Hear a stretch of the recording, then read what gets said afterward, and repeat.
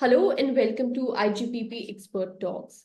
I'm Heena Goswami, Editorial Consultant with IGPP, Institute for Governance, Policies and Politics, New Delhi. In our ongoing series about AI, today we are going to discuss the various aspects of responsible AI with Ms. Marisa Zalabak. Ms. Marisa is the founder of Open Channel Culture, a TEDx and keynote speaker, author, educational psychologist, equity advisor, AI ethicist, and climate sustainability leader. Welcome to IGPP Expert Talks, ma'am. Thank you. Thank you so much for having me. So I would like to begin with the concept of responsible AI. There's a lot of buzz around responsible AI and the need for building AI responsibly.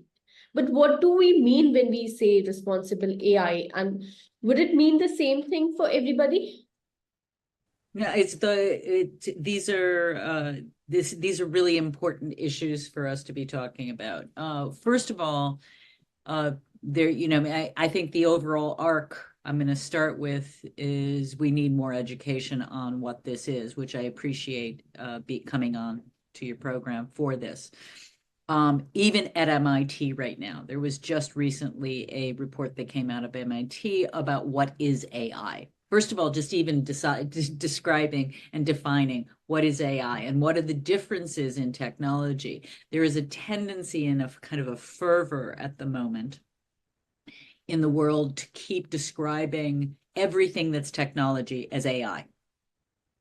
Oh, this is AI, that's AI. Now, we are all using AI, whether we know it or not, we're all using it, or the majority of people, not everyone is using it, but the majority of people are using it.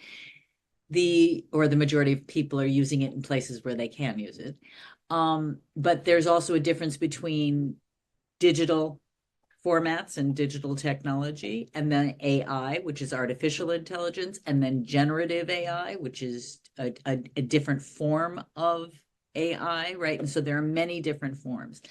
And when we talk about being responsible, coming back to what is responsible AI, if we are creating, we are using something that is utilizing human intelligence, because it's an artificial, it's a replication of human intelligence, right? So it is basically a mimicry. But if we are using the mimicry of human intelligence, the first question of responsibility is whose intelligence? Who, right? Because there's also many ways of defining intelligence to begin with. But if we're talking about knowledge, right, and we're looking at intelligence, artificial intelligence as artificial knowledge or replication of knowledge, we really have to be thinking about whose knowledge and whose point of view is in that knowledge, because built into all human beings' ways of thinking, right, and information and knowledge are biases. We all have biases. They're, on average, I'm a psychologist as well, on average, there are 187 cognitive biases that each one of us have. And through our lives, hopefully, we become more conscious of our biases. And then we have an opportunity. Do I want to hold on to that bias, or do I want to let that go and learn something new? Unless we are really investigating those, unless we are aware of those, we can't really be paying attention to what are we being responsible to, right? So these are all colored by culture, they're colored by social identities, they're colored by geography, they're colored by all kinds of things. So responsible AI reaches into absolutely every single aspect of technology and use. And I'm not sure if that answered your question. To a certain degree, yes. It does answer my question. And responsible AI is also something that is a global concern, because technology now is not something that is limited to a nation, to a state. It's borderless, right? And it helps us, like it would help us let go of our biases. But another thing is that ours is such a diverse world, right? Even our biases would differ a little bit socially, culturally, right?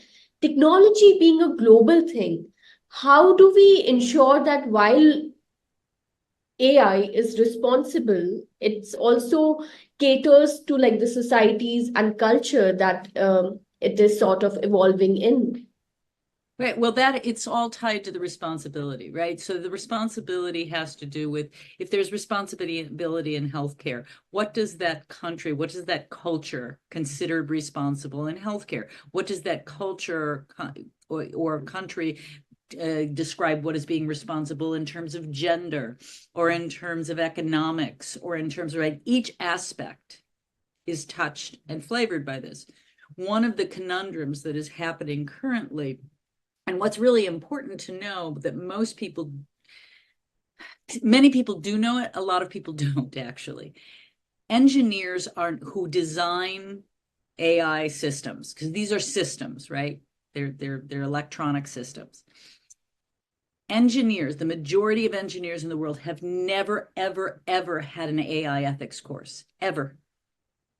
So people designing flying cars or people designing machine systems that are being used in healthcare, which have really great intentions, and most of them really do. The majority of them do have great intentions, but they have not asked themselves the question of how will this affect all users? How will this affect unintended users? Because there are people who will be using it who were that was never even meant for them, because that just happens. So we have to begin to answer those questions.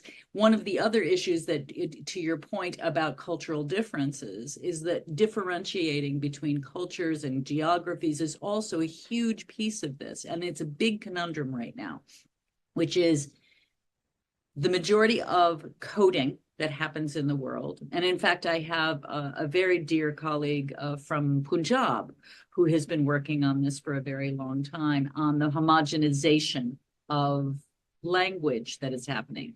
So the majority of language is happening in English, even though, right, and we know that English is used in many, many countries in the world, but it is not the only language, and it's certainly not the only beautiful language. And we have so much richness with ethnic languages that encapsulate ways of thinking and ways of living. And what's happening is there's a kind of homogenization. When we always default to using English, there are certain things that are non-translatable. So what's really important right now, many of my colleagues actually are working on this right now. How do we diversify the language being used for coding? How do we begin to bring more people in? And that is to the point in general. We bring more people in. We need to be bringing more people in. We need to be bringing in, not just saying, oh, well, there's a person from India and there's a person from China, but there's a person from which region? There's a person of which gender? There's a person of which profession, right? That these are the things that we must begin, I believe very much, and the colleagues that I work with, because the majority of the work I do in AI, I mean, I do AI ethics in every organization I work in, and I work in multiple, but I began in IEEE. IEEE is the largest engineering organization in the world, and I am not an engineer. I was brought in as an educational psychologist, and I became an AI ethicist in the process. But my work is about how I bring in more people, more ways of thinking, more questions, better questions about human psychology and human ways of thinking. And ways of thinking are also influenced and flavored by cultural norms, right? So it's very complex. We live in a beautifully complex world. And so one of the challenges, as you're saying, in this responsible AI is, what does that mean in the context you're in? What does that mean? I have a friend working on a project right now in Brazil. What does that mean? And he came from the Amazon. He's actually a very, very high level robotics professor, but he grew up in the Amazon forest. What does AI mean to his family?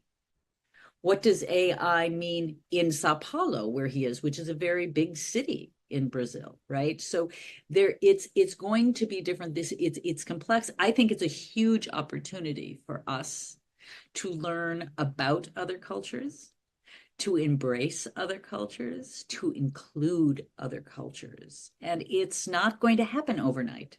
This is something that is a process, and it will take many more people, which is again part of the work that I do, is that I work in different places. I'm doing a project in Saudi Arabia that's starting very soon. I just did a project in Bulgaria. I'm doing projects in different places in the world because we need to be sharing more cross-cultural, right, information and knowledge, and thereby, I think, building a respect for more people through this use of machinery, which is kind of ironic in a way, but quite poetic in some ways. It's interesting that you mentioned that engineers, those who are making the AI systems, basically have little or no training in ethics, right? Then should we bring like ethics course for engineers also, like an training for engineers too? Or because AI is such a complex technology, and that even the users are ultimately contributing to knowledge production in the AI system. So how do we ensure that what are some of the possible ways and responsibilities of stakeholders involved in technology so that we ensure that AI systems are responsible and do little to no harm? Again, so there are, for the first time ever, actually, we've been working now. I've been in the field of AI and around the field of AI for a decade now, long time. So not, recently. We have been working on getting AI ethics required in schools of engineering for quite a while. Oxford University just this year, has been the first university that is now requiring all engineering students to take ethics, and they've taken it a step further. They've opened the very first Institute of AI Ethics at their university. Stanford has an HAI, but they don't require that all engineers take it. Whereas they suggest it, but it's not a requirement. Whereas what we begin to need is not just engineers, but to your point of all stakeholders, right? Because many of the engineers creating AI systems at the moment are not formally trained. They're not going to traditional universities. Steve Jobs didn't go to a traditional university. Neither did Bill Gates, right? So what we need to be doing is thinking about AI ethics being taught across the board, and specifically AI ethics. And I'm going to go back to, it goes to whose ethics, who are we being responsible to, right? Because ethics changes depending on a culture. So we will need non-traditionally trained engineers. We will need business people to be trained in AI ethics, because if they're producing, there's investing, right? Investors being trained. If I'm investing in it, if I'm producing it, if I am deploying it, I'm working supply chains. Do I know what I'm actually deploying? Am I buying? So the user, the customer, right? We all need to be getting this training. And so I've been working on projects actually for quite a long time. We've been developing projects for AI education, including AI ethics. AI ethics education start from kindergarten on, from early childhood, because these need to be it is the part of the future, and people need to be aware in the same way that we learn other systems of safety. And I will give you an example of ethics used globally, not in AI, but ethics used globally that has been done for many centuries, which is medical ethics, which the very first was the Hippocratic Oath in 400 BC or something is when it started. But that was replaced in the 1940s, which I was not aware of. The Hippocratic Oath was replaced in the 1940s by the World Medical Association's International Code of Ethics. That code of ethics is still in place. There are 38 tenets. It is practiced by the majority of countries in the world, regardless of culture. And in fact, it not only includes ethical behavior with general medicine, It also, and all people, but it also actually includes the climate.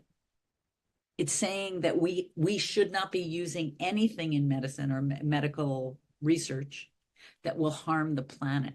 It goes that far. And this is a code of ethics that is actually practiced and accepted by the majority of the world. So when people say there is no code of ethics that we can get, right, that we could use everywhere, I would push back and say, I don't think it's going to look the same. I think it's going to look different when it's used in India versus where it's used in the US, where it's used in Central Europe, right? Where it's used in South America. It may look slightly different, but we can find more unified ways of behaving, right? There are things ethically that every country in the world agrees on. People agree on integrity. I don't know of a country that doesn't believe in integrity as an ethic, right? Or responsibility, right? Or goodness or kindness, right? I mean, they're basic things that every single place in the world as humans that we can agree on. They will look different any case. I think we can do this. It's going to take many more people working together. I want to discuss a little more about the sector of healthcare, because this is one area where we see that AI is increasingly influencing critical decisions, and that needs to be talked about, because that touches a lot of lives, and not just touch it, but like it may be a matter of life or death in many cases. So is it enough that the engineers be trained in ethics, or do we need to ensure that there are furthermore safeguards that should be in place so that we can ensure that AI driven decisions are just and they're accountable? And do we need to ensure that human oversight remains part of it? And how do we even ensure that it is meaningful? Yeah, those are fantastic questions, and those are things that we're working on. I mean, the people around the world one of the things that I think is, for me, exciting about this work is over the years, I have met hundreds and hundreds of people who are working on this around the world. And there are thousands of people working on this around the world. It's just most people, we haven't talked about it much because it had not been risen to the top. But in healthcare, to start with, yes, we're going to need more than just engineers. We're going to need entire teams. And it's not just one ethicist. People go, oh, we'll get an AI ethicist in there. It's not one ethicist. People don't hire me to come in and then I've solved the problem. That's a saviorist or colonist point of view, right? It's this idea of we're going to have teams of people. Because I'm going to look at it, then someone else is going to look at it, and then we're going to discuss this. And we're going to need doctors. We're going to need, again, consumers to be more aware. Do I know that this system is being used? That this system is being used for my diagnoses. We know that there have been many cases of bias. It wasn't intentional. It was never meant intentionally, right? Somebody designed a system and there was bias because there was bias built into the original data. The data set has bias in it. And so that has come through. So some of the cases that have been found in medical ethics with AI have actually been found by practitioners who went, wait a minute, this doesn't make sense to me. And that's the human, right? That's the human involved. But that's anecdotally, versus we need to have systems in place. And there are, interestingly enough, I find it kind of humorous. There are acronyms. The one is Humans in the Loop. HITL is a literal acronym. Human in the Loop. And a project, if there has been a human that's been checking the design of the AI and the deployment and all those things, it will say HITL. Doesn't tell you the degree yet. That's something we're working on. And then there's HOTL, which is human on the loop. And the difference between the two, HITL, is there was a human giving feedback about this system. In HOTL, a human is allowed to stop the system. And here is the example of how it is used. If it is being used in a system where it's not causing immediate danger, having a human in the loop to give feedback is very helpful, right? That's just giving feedback about how this is being used. Human on the loop would be like a self-driving vehicle or an airplane. And we've had that example of airplanes that crashed. 2 of the largest airplane crashes ever happened because an AI system couldn't be interrupted by the human pilot. It was not set up to allow the pilot to stop the system. Right. And it happened twice because nobody caught it. There was no place to report it. So we need, right, when we're having things like self-driving vehicles, if we're using robotics in surgery, should go back to healthcare.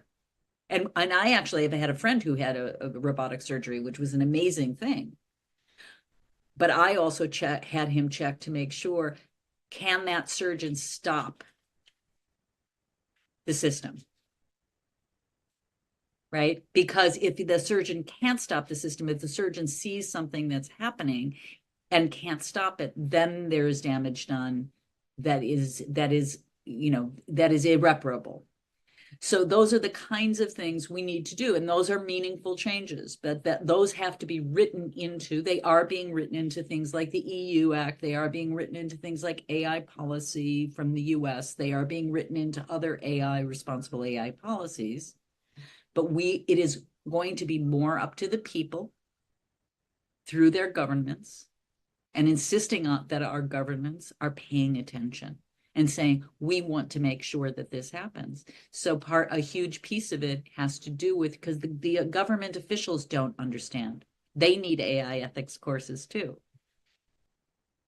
That's one of the things that I do. I do a lot of courses. I do a lot of coursework and just consultations with government leaders, saying, "Do you understand, or do you understand about this system that you're using, and what do you understand?" So that we can help them learn how to think about this, because there's going to be a new system tomorrow that's going to replace that system. So it's up to us to help governmental leaders, organizational leaders, and school systems to teach people how to think about this. It's not what to think, because the technology will change. It's already changing today, right? Each day it changes. So it's, how do we think about this? Do I know how to critically think when it comes to I'm going to deploy this new system. I'm going to use it in our voting system today, or I'm going to use it in my organization today. Do I know that my patients, if it's a medical system, do we know that our patients' medical data is truly being protected here? Or is their privacy being taken? So these are the kinds of things that it's one of the challenges, and I think opportunities of the future. I think I'm not pessimistic about it. I actually am very optimistic about it. It's a huge opportunity for some really exciting learning. It's very interesting that I think our conversation till now has focused on how developing AI system and ensuring that the development is ethical itself. There's also this question of how do users use the very simple technology to sort of like accelerate the divides that we already have in the society. And we at IGPP have been talking about women in politics, and we are seeing that with technologies like deepfakes, that women are, they become sort of fall prey to these technologies where they are being, portrayed in an objectionable manner and in a very sexually explicit way. Even politicians, leaders of world, and that shouldn't be the way at all. but that's how like the users are using the technology, and they are reflecting the biases that we already have in the society. And one of the commonly suggested solution is watermarking content, but one feels that there are ways of just surpassing that watermark label, and that is certainly not enough. And we need to ensure that harmful content that targets female politician or just females in general needs to be removed entirely. What are your thoughts on AI, the combined influence of AI and digital media in this context, and especially the disproportionate violence that it inflicts on females? Well, this is as you were saying, it is a magnification, or it's highlighting a problem that we have in society already, right? And there are definitely going to be bad actors who are going to find ways around it and ways to hack it. What I started with at the very beginning of our session today, which is it is about education. So I'm also working with XRSI, which is a huge organization that is working on human rights and global safety with the XR, AR, VR world, right? The virtual world, because that is a place where the exploitation of women and girls is happening at an alarming and very frightening rate. And so, right, and we see that this is happening. There was just a huge article that just came out about huge report that just came out about the use of AI to generate images of young women that are not them, right? Just using their face. And this is where, again, it's education, because the pressure that has to be put on. And this is really where the biggest change can happen, in my opinion. It's the power holders, and the power holders are the producers. They're the producers of these systems, because yes, somebody's going to be able to hack and figure out and make their own system for this, but they don't have to do that at the moment. So companies like NVIDIA, right, which are now just beginning to come under scrutiny, companies like NVIDIA and their collaborations with some of the biggest players, Microsoft and some of the biggest players, those have to be questioned. And they have to be questioned by consumers, because that's really where they're going to have to be questioned by investors and by consumers. What are they doing? Does the investor care? So part of it is speaking to I do this a lot. I spoke to a whole group of investors the other day, speaking to them about, what do you care about for your children? What do you care about for your family? What do you care about for your country, your society, those things? What do you envision for that? And if you want that, the people you care about and love to have a safe future, then we have to begin to all participate in this, which means we have to talk to investors. We have to talk to the government officials who allow deals to be happening, because it is global. And the problem is that not everybody, as much as people talk about it being democratized, we cannot democratize AI until everyone has it available. Everyone does not have it available because there is not the infrastructure to have it. And so right now there's a disproportionate amount that is it's being dominated by these big power players. And that is something that is the people, it's been working on. I mean, this is part of the AI policies that are talking about breaking up the monopolies, because we need to be breaking up the monopolies so that there is not just the robotics, the humanoid. And I speak about the NVIDIA one because right now they already deployed one where if I take 2 pictures of you and I record 30 seconds of your voice, speaking anything, it could be gibberish, I can now take you and I can put you on a stage speaking for an hour, and I can have you say anything I want it to have you say, and it will look exactly like it was you. And that's legal. So that's a problem, right? That's a problem right there. And that can be used by all sides. That can be used by anyone. But the problem is what it does to society, right? And this is kind of where it takes it even further. What it does to society is it begins to give us a very mistrustful society. It begins to give a very frightened society. It gives a society that it has kind of delusional and dysmorphia. And there's a lot of, and there are psychological consequences to that. There's epidemics of loneliness. There's a lot of mental health that's coming out of these things. And so again, it goes to having people being educated.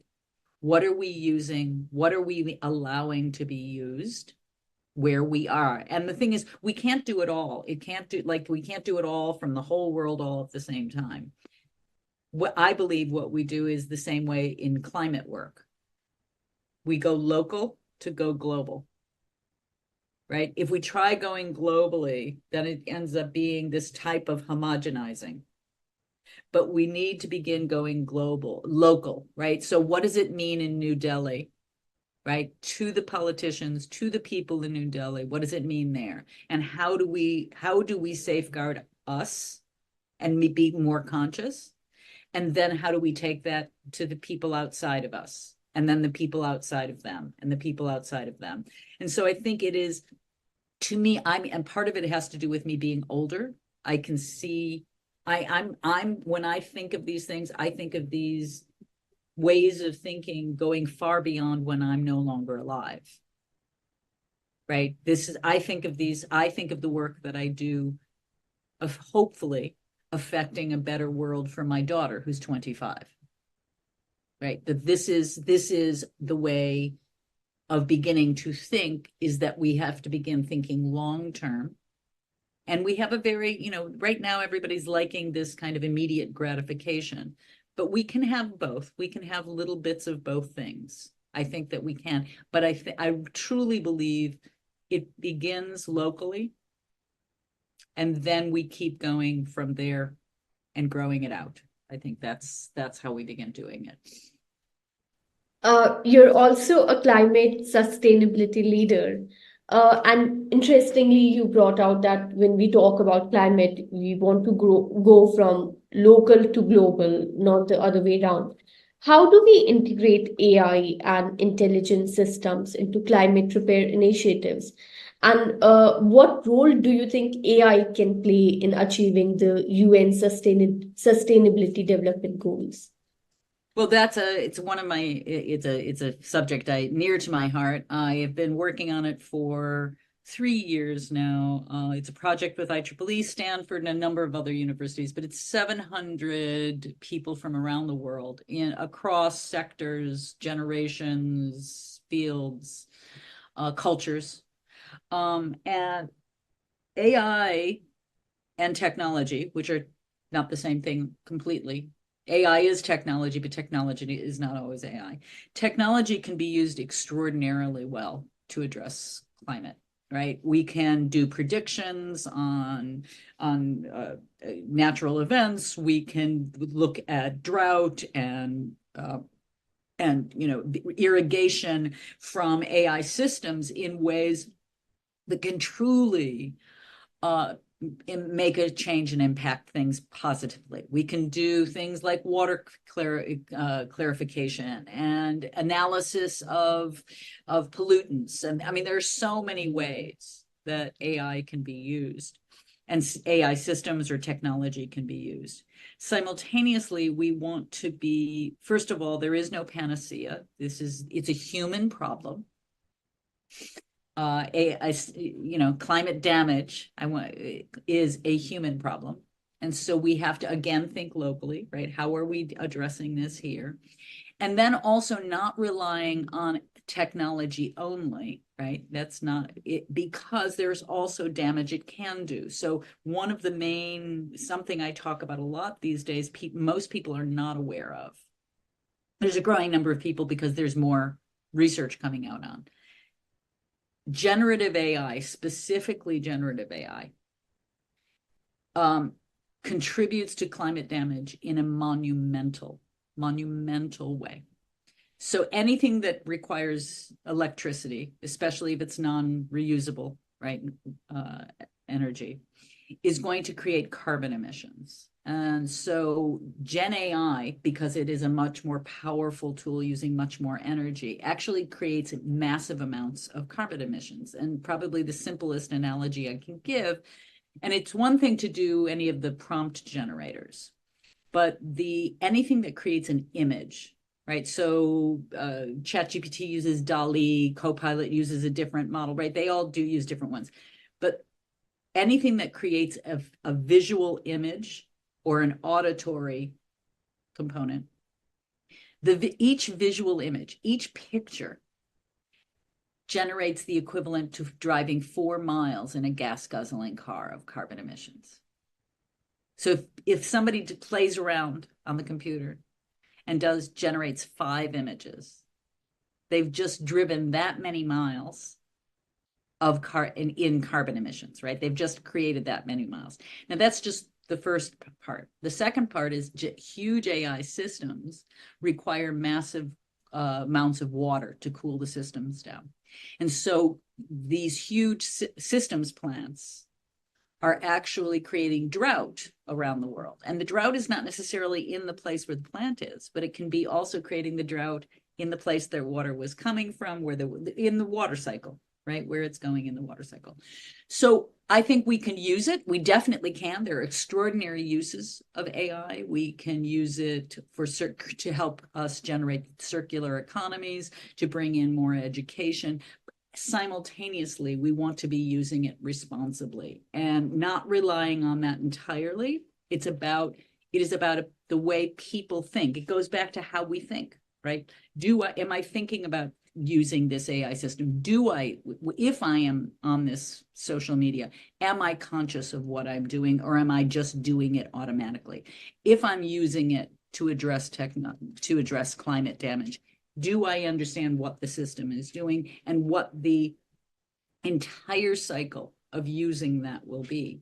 So I think it is a fantastic tool for all things. It's a fantastic tool for education, for communication, for many, many, many things.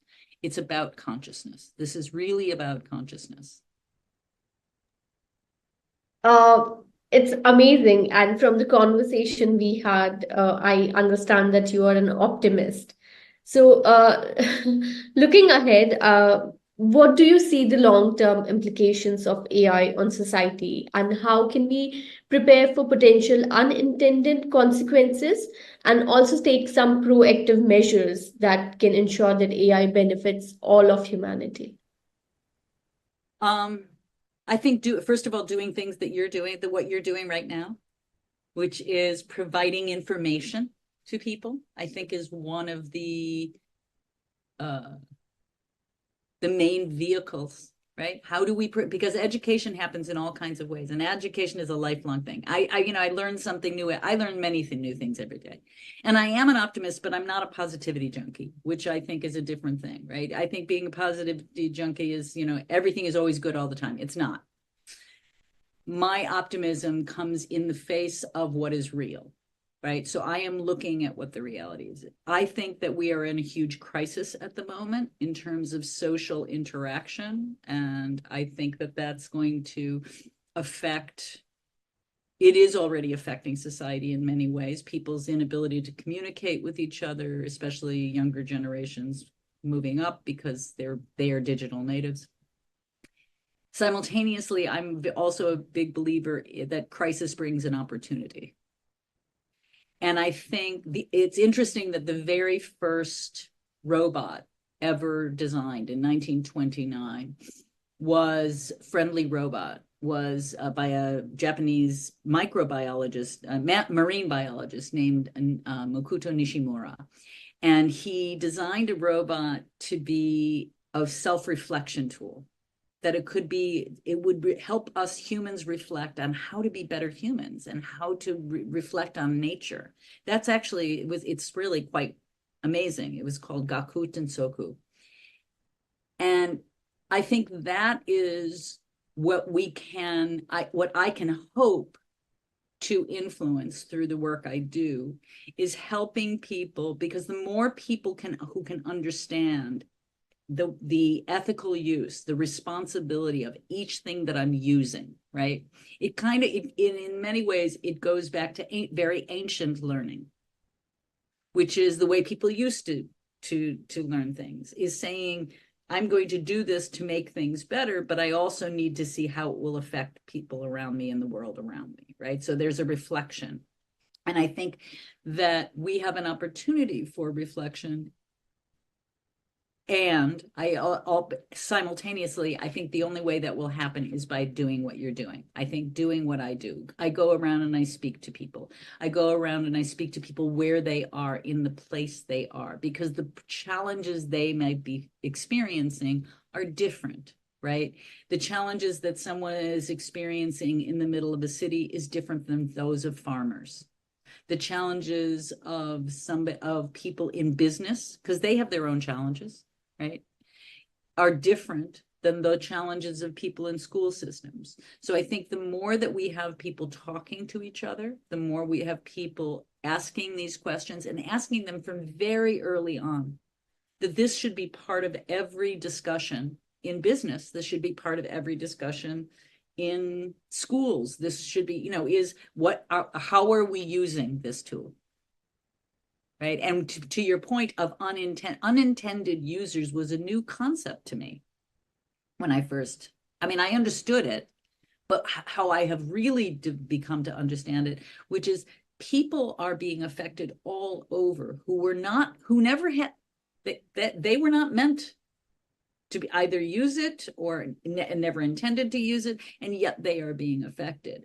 And so how are we taking responsibility for not just ourselves, but for everyone within the system? And that may sound very kind of like the, uber altruistic. Simultaneously, I think it is a possibility. I think we can be asking ourselves, it goes back to the medical ethics. It goes to do no harm is the first thing that we can do. Is that the first question that whatever business meeting we have, if I'm going to use AI for a banking system, if I'm going to use AI for a healthcare system, if I'm going to use AI to be teaching students, is there anyone who could be potentially harmed here? And how could that happen? And is there a way to avoid it? Sometimes we can't, right? Sometimes we take risks in life and we can't. But if that becomes an underlying question of how can we do what we want to be doing here at max speed, because I know everybody likes the speed, how can we, and if we can do it, but we can't do it at max speed and make sure people aren't harmed, then we need to not do it at max speed. This is where it's the questions. It's really all about the questions. How am I thinking about this? How are we thinking about this? And it's going to change because there's going to be a new invention tomorrow. There'll be 16 new inventions tomorrow. And there was just a release of the new wave of humanoid robots that are about to be released. Now, those humanoid robots, they can be purchased by anyone. Those humanoid robots were not intended. They were not meant to be designed to be, aggressors, but they can be mobilized that way. So I would say to anyone who is into that and goes, isn't that cool? And I want to get a robot. How is that robot going to be programmed? Who's going to be programming it? What is it going to be used for? If I sell it to someone else, who am I selling it to? And so these are the questions. These are ethics questions. They're consciousness. And I think this is an opportunity. This is where my optimism goes kind of to the furthest. I think we're in a consciousness revolution. I do. And an evolution. People have always done horrible things to each other throughout history. But actually, interestingly, we're doing kind of less, in some cases, we're doing less horrible things consciously than we used to. There's a lot that happens unconsciously, but we're doing less consciously, right? Individually, human to human. And I think that's a part of our evolution. And I think that we can continue that using AI as a reflection tool, saying, is this, right? Can I use this in a way that will not be harmful? And I think that needs to be. I very seldom use those kinds of, I tend to say I would invite people, right? I invite people to think this way. And simultaneously, things are happening so quickly right now that I think we don't have the time to be inviting everybody. We have to be insisting on a few things. And those particularly, the new reports on, again, back to loneliness, depression, anxiety, mental health, that's rising. Part of that has to do with more reporting, but not all of it has to do with reporting. And it's not causal. You can't say that it's causal, but it is correlation. So I think these are things that are important to ask. I think these are the kinds of questions and discussions that should be happening around dinner tables, right? At the water cooler. Right. So, and people don't think of that. They think it's meant for people like me, or people like somebody else is supposed to be thinking about this. I think we all need to be, this is a time for all of us to be thinking about what are we using and how am I using it? It's exciting, really. It's exciting, really. If we imagine a world where not everyone, because I think that's unrealistic, but where the majority of people begin to consider. And there are many countries, I have to say, I mean, this was interesting. I spoke during World Economic Forum week. I speak a lot of different conferences, and I've spoken at a few places where there were representatives from countries who said, we don't want AI. We don't want it. Because we're seeing what it is doing to your people. We don't have the infrastructure for it, and I'm not sure we really want it because we're seeing such illness and destruction that we're not sure we want to do that. And I think that that's also a really good thing for us to pay attention to say, wow, right? Because sometimes you can't see yourself when you're inside it. Yeah. I think it would be rather nice to have like pockets of world where you do have AI and maybe pockets where you don't. Yeah. There are people in the Amazon right now who are saying, this insistence that it be brought in here is actually damaging. It's damaging our ecosystem. It's damaging, and not just the environment in terms of physical environment, but it's damaging us in ways that where we have been sustainable up until now. And so we're not sure we want that. So I think these are good discussions to have. And, one of the things, people keep saying, oh, this isn't being, you won't get everybody to agree on that. You're not going to, but there are alliances. There are enormous alliances. Right now I'm working with 3 different international alliances. IEEE is one of them that is really quite extraordinary, bringing people together from all over the world. UNESCO has one. OECD has a huge alliance that has been working on co-creating, and not necessarily even co-creating, because sometimes it's like you're not going to be using, it's like the EU and the United States want their own AI policies. The thing is, there will be crossovers. And so where you have alliances that can say, we're going to take all of those policies and let's look and see what we can agree on. So there's OECD, there's IEEE, there is who else has there's a number of them. One second.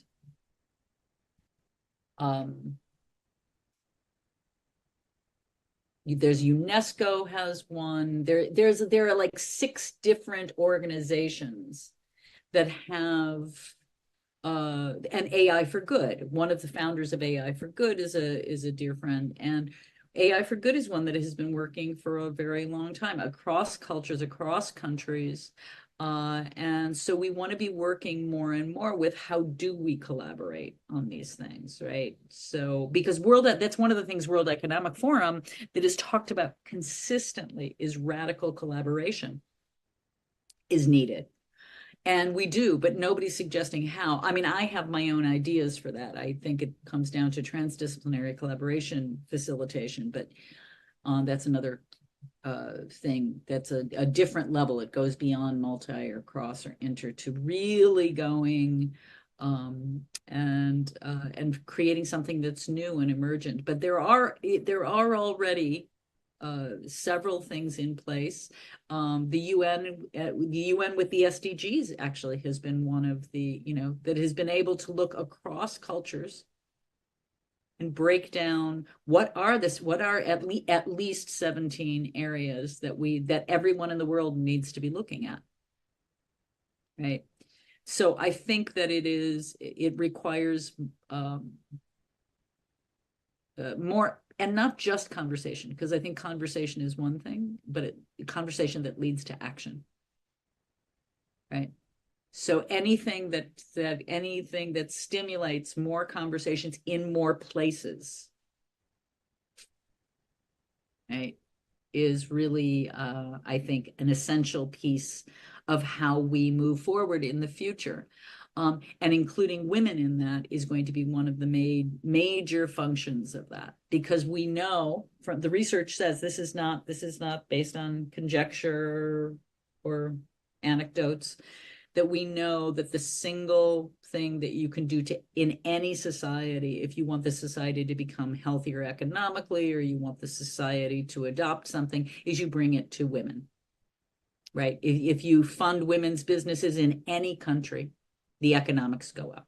If you want healthcare, carried out in a particular country, you bring it to women.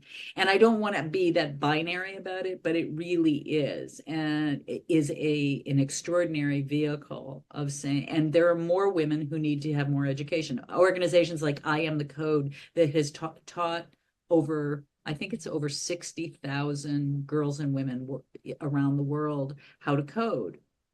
This is really important for them to learn not just also how to code, but how to think about coding and how to think about using that, so that we can also do our best to protect society, to protect families, to protect children, to protect the most vulnerable, to protect our elderly.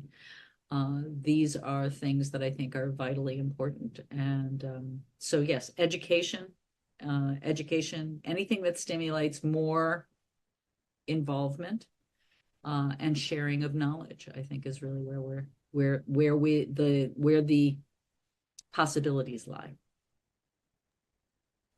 Thank you so much, Marisa. This was a very realistic but very positive and powerful conversation that we had. Thank you so much.